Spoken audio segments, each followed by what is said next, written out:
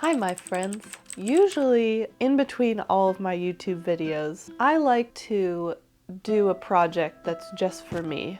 But this time, I decided to do something very challenging, and that is learning to knit a sweater. I've attempted to start multiple times, and I have nothing to show for it because I've messed up every single time. And so I thought that actually this is a pretty interesting experience, so I thought that I would film it. I chose this sweater design. It's called Ingrid. I can leave a link in the description below. And it's a two-color brioche knitting pattern in the round. Here are some facts. 1, I have never knit a sweater before. 2, I have never knit anything in brioche before. 3, I have never done multicolored brioche knitting before. So join me in this chaos as I try to figure out how to knit a frickin' sweater when I don't even know how to knit that much. So let's get this show on the frickin' road. I'm going to start with the double-pointed needles. Here's a perfect example of how I don't know what I'm doing. Basically, I didn't even know that there were different types of cast-on stitches. This cast-on is the Italian cast-on technique. And there is a method with 2 strings that I didn't know. Start with casting on 48 stitches.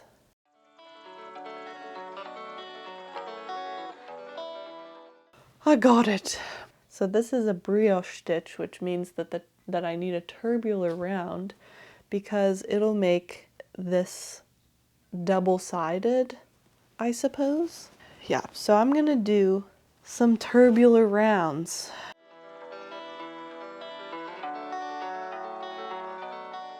Now I'm going to put them on all these needles. Beautiful, beautiful, beautiful. Okay, I just finished the tubular stitches. So basically, what the tubular stitches do is they make one side yellow and the other side blue. And this is to apparently give it stretch, like a stretch and sturdiness. It makes it stretch and be sturdy.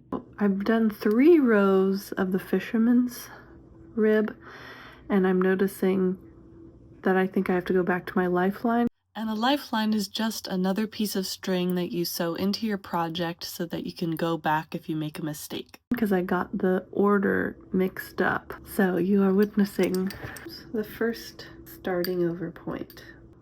Successfully recovered my lifeline. Okay, so I have run into a problem.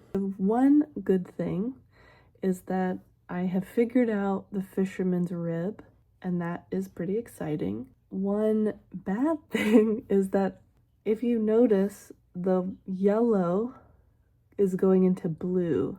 So that just means that I need to swap the colors that I'm doing. I can just go back to where my lifeline was and do everything that I just did, but just with the opposite colors.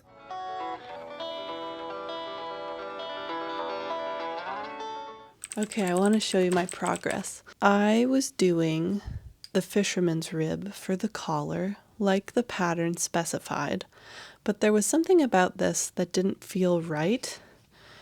It's really nice. I really like this pattern. It's double-sided, which is very cool, but it didn't look anything like the picture on the pattern.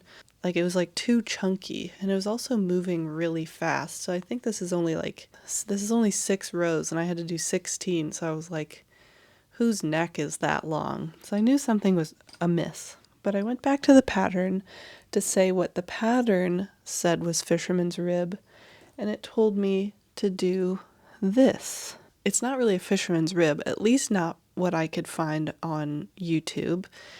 It's kind of like a half brioche, and it's not really double-sided. It makes sense that I was confused. After trying to do all this trial and error for so long, this was pretty quick. Now I just have to do a lifeline and I can start working on the yoke. So I've been knitting a bunch this morning to try and figure out, it's like the back of the neck, you're supposed to extend it, and I've done it and redone it a bunch of times and I can't figure out if I'm doing it right or wrong. It feels like I'm doing it wrong. I'm trying very hard. I'm feeling kind of frustrated. Is that right or is that wrong? It kind of looks backwards. Oh, I don't want to start over, but I might have to. It is now 2 o'clock. I started knitting at 10 a.m. this morning, and guess how far I've gotten? I have not gotten anywhere, and I've restarted at least 4 times, feeling kind of sick of it. So I'm taking a break, I'm eating lunch, and I will try again later. So I've been struggling with the back of the neck of the sweater, and I've started over so many times, and I just can't figure it out. So I decided to draw out the instructions. It feels excessive, but it's actually been very helpful for me.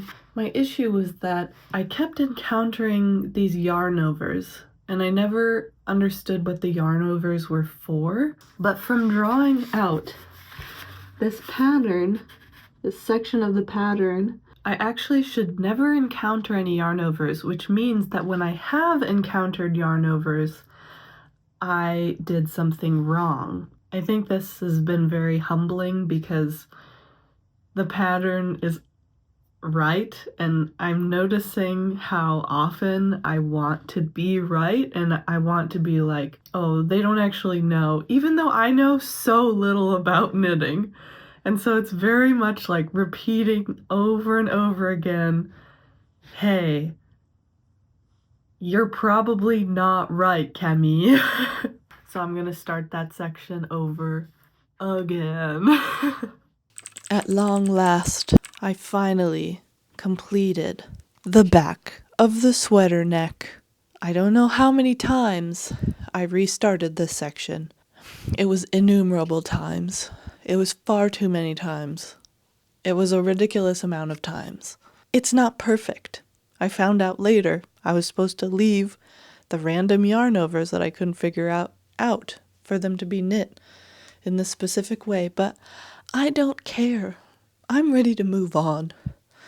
I'm ready to move on to the heart of the pattern, which I'm sure I will fail at more times. But on we go to the next part.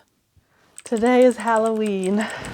I haven't really filmed because I kept expecting it to go poorly, and then it just kept not going poorly.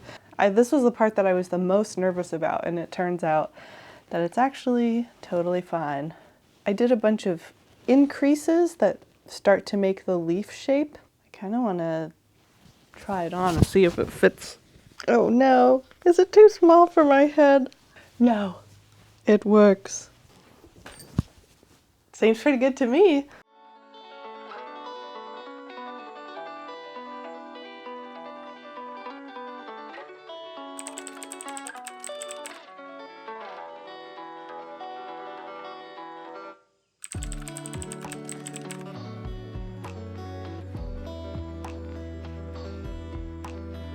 Can you see it? Oh yeah, it's looking like a leaf. Yeah, I'm so happy with it. Oh, hello.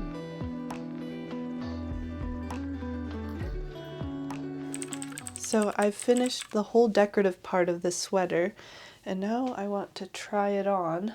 Wow, look at this! I freaking made this! You can totally see the leaves. I succeeded. It's kind of a fit, just like this so far. I'm about to start a new ball of yarn. This is my first time changing balls of yarn, but look at this. This is how far it went. So that's a lot of yarn. It's been a few days of knitting. I think I'm halfway down the body. This is a cropped sweater, you know. It needs to be longer. Maybe I'll just do 10 more rows and see how I like it.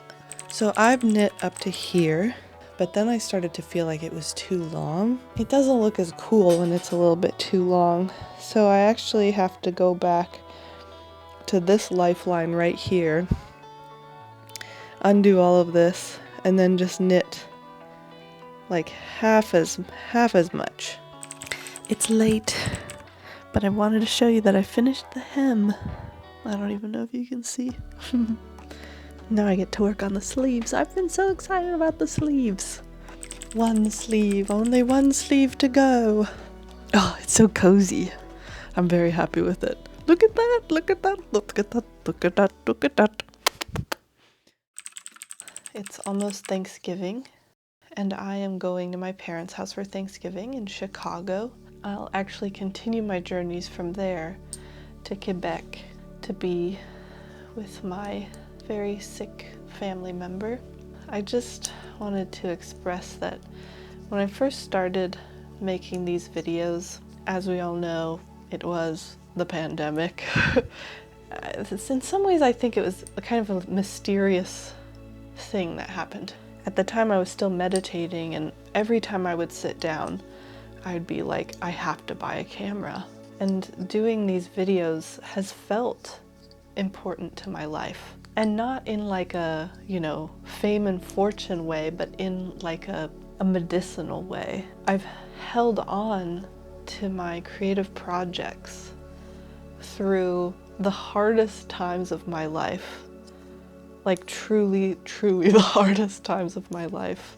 Throughout all of that, I have held on to making videos with like with a level of intensity, like, I don't know if it was justified. I mean, I think it was justified. I think it was actually very important. It's really hard to lose a family member.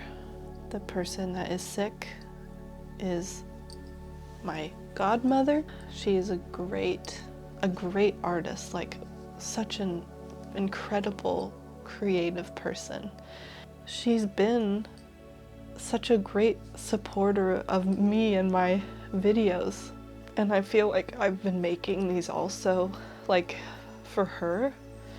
And when my grandma was sick, I was making videos for her. It was a way that we were able to stay connected, and I actually think that these videos grew our relationship. They made us closer to each other. I feel like she was able to see who I am, and I know that like when I sat and my mind told me that I needed a camera, I could have never expected that the reason why I needed a camera was to get a deeper relationship with my aunt and also believe in the goodness of the world. And maybe people who are suffering like me will be able to remember that there's still goodness and kindness and life, and people just doing their best. The people that have come here, that have arrived, have resonated, and that means that I'm not alone. We can get through it. We can get through the hard times together. I'm so grateful. I'm so grateful that I chose to do this, and I'll keep working on my art forever. I hope you do too, because we need every bit of beauty and silliness and kindness and love that we can possibly get in this world.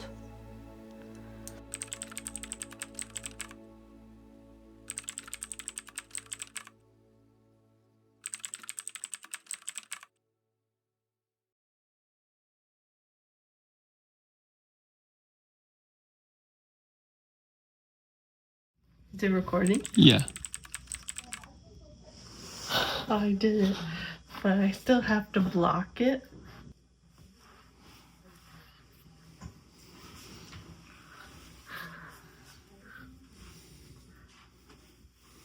Wow, look at that! I did it! Yes. Oh, I did it. Go queen.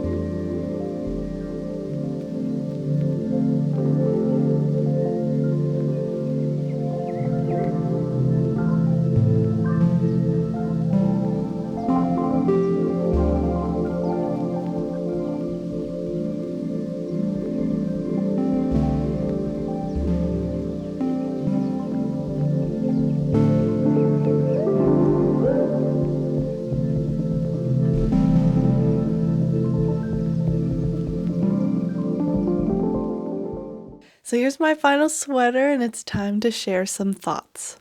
First of all, I've been wearing this sweater non-stop since I finished it. It's very comfortable and cozy, and it feels like a hug, which is very nice in this moment right now. Ever since I saw this pattern, I felt like it was kind of circusy, like a circus tent. So I think it's interesting that, like, in this moment, in thinking about my aunt and her legacy, that I created this sweater in the midst of her passing. I've truly never been so humbled by a creative project before. Even Will was like, man, like, I've never seen you struggle so much. I was like on the verge of tears with just this section back there. I've repeated the neck and this little tiny section back here to extend the neck forward so many freaking times that I thought that's what the whole sweater was gonna be.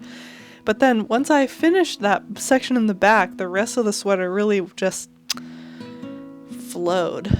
And here I am, and really, now nothing can ever stop me. After completing this, like, the knitting world is my oyster.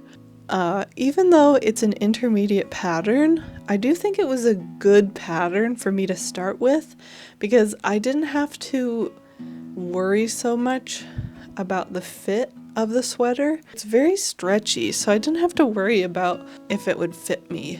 I'm gonna wear it inside out. But this is where you can see there might have been some mistakes, some stitches dropped. You can really see it. Oh yeah, see there's like the line right here. And then you'll see that there is a section of the back. Oh yeah, right here. But you can't even tell on the other side.